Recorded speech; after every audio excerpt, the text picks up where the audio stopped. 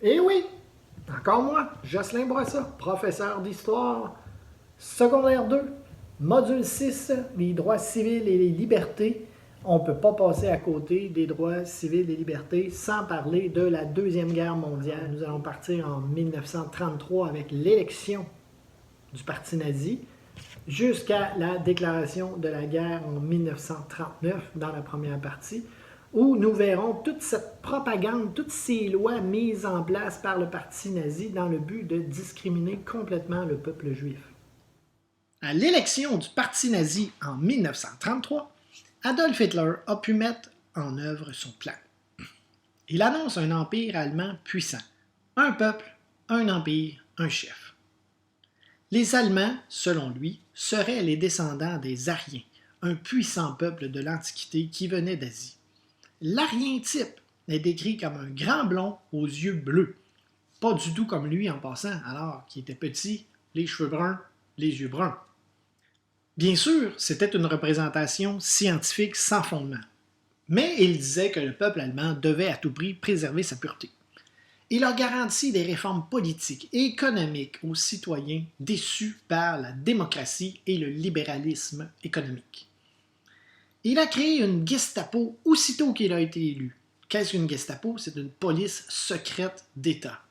Il a dissous les syndicats et il a nommé un ministre responsable de la propagande. Cette propagande visait d'abord à célébrer Hitler comme le chef absolu. Mais en plus, la propagande glorifiait les réalisations du gouvernement, comme des travaux d'infrastructure, construction de logements et le réarmement militaire. Partout, les médias répétaient les messages simples à comprendre. C'est ça la propagande. On répète toujours les mêmes messages pour essayer de convaincre le peuple du bienfait de notre programme. La propagande encourageait donc le peuple aussi à participer à la vie politique et sociale. La population était conviée à toutes sortes de manifestations collectives, des discours du chef dans des stades remplis à pleine capacité. On avait aussi des fêtes sportives. Il va y avoir les Jeux olympiques d'hiver de 1936 ainsi que ceux d'été de 1936 aussi en Allemagne.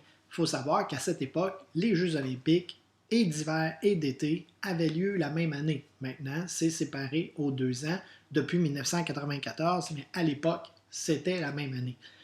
Il y avait aussi énormément de défilés militaires, toujours dans le but de montrer la supériorité du peuple allemand. On voit ici des militaires défilant devant une estrade où Hitler et les membres honoraires sont installés, des gens haut placés, le salut nazi bien en évidence, la croix gammée bien en évidence. On devait continuer d'imposer l'idéologie nazie, mais de quelle façon? Par toutes sortes de moyens, par des affiches constamment en évidence, dans les journaux, la littérature, donc les livres, le cinéma, Hitler était un grand partisan de cinéma entre autres, et à la radio. La vie des jeunes Allemands était très encadrée. À l'école, les enfants apprenaient en tout jeune âge à se méfier des Juifs et à les identifier. Ils étaient d'ailleurs enrôlés dès l'âge de 10 ans dans les jeunesses hitlériennes, toujours dans le but de faire une propagande et éventuellement d'avoir de futurs soldats. Tous ceux qui critiquaient le parti nazi, parce qu'il y en avait au début qui critiquaient le parti nazi, ça ne faisait pas l'unanimité, ils étaient arrêtés, emprisonnés dans des camps de concentration ou condamnés à mort. Dans la deuxième partie, nous allons constater toutes les atrocités qui ont été faites envers les Juifs, ainsi que le début de la Deuxième Guerre mondiale officiellement. Les nazis ont totalement supprimé les libertés individuelles en adoptant des mesures contre les Juifs. Ils ont organisé un boycott contre les commerçants et les professionnels de la communauté juive. Qu'est-ce que ça veut dire? Ça veut dire qu'un commerçant juif, on interdisait les Allemands d'aller acheter ou faire des achats dans ce commerce-là. On mettait même des affiches à l'entrée des commerces disant ce commerce appartient à un juif. Alors les Allemands n'y allaient pas. C'est surtout en 1935, à Nuremberg, une ville d'Allemagne, où ils ont créé toutes sortes de lois qui interdisaient aux Juifs toutes sortes de domaines. Ils ne pouvaient plus avoir d'emploi dans la fonction publique. Aussi, les Juifs ont perdu leur citoyenneté et tous les droits qui y étaient attachés, en ce qui a trait au commerce, comme on en parlait tantôt, dans l'armée, la médecine, tout ça leur était interdit. Les mariages et les relations sexuelles entre Juifs et non-Juifs étaient aussi défendus.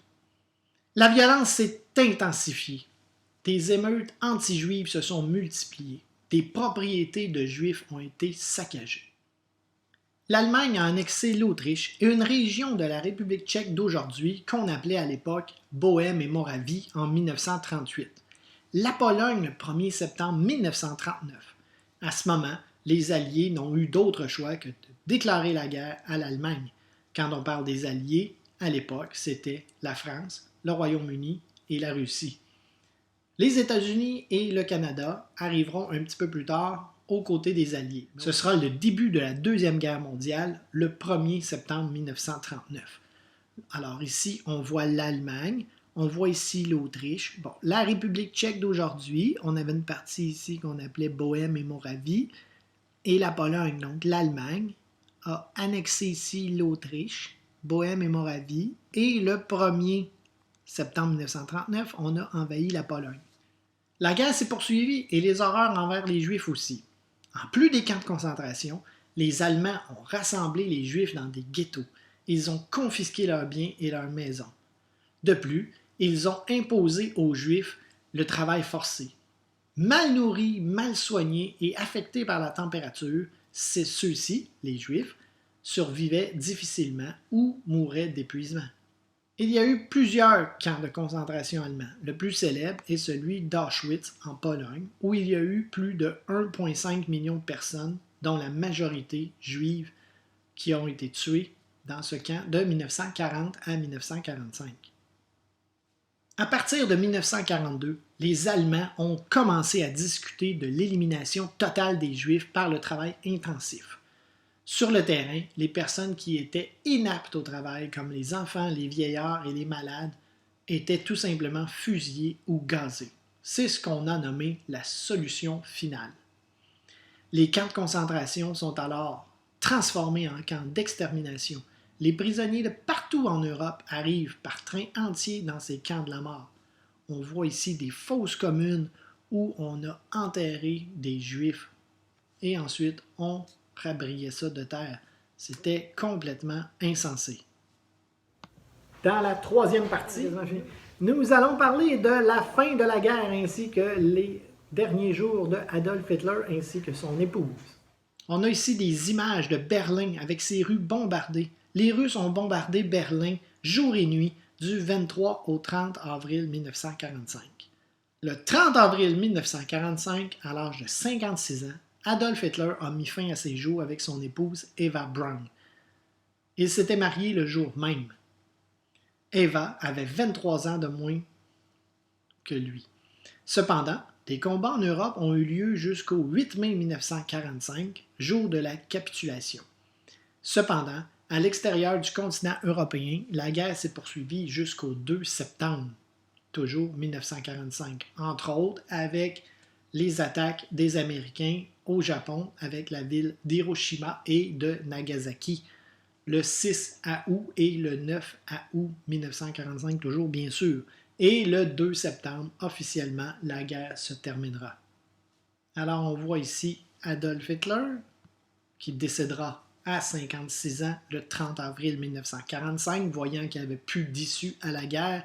Il s'est donné la mort en même temps que son épouse, donc selon ce qu'on a appris, c'est qu'il aurait tué Eva Braun pour ensuite mettre fin à ses jours. Comme on disait tantôt, Eva Braun, 33 ans, avait 23 ans de moins que lui lors de sa mort. Ici, on a des blindés dans les rues de Berlin et le drapeau de l'URSS à l'époque. Maintenant, on sait que c'est la Russie, à l'époque, c'était l'URSS.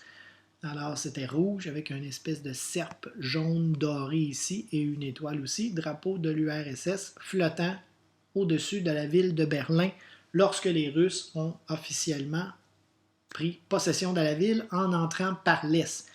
Les autres alliés, Américains, Canadiens, Français et Britanniques, eux, arrivaient de l'Ouest.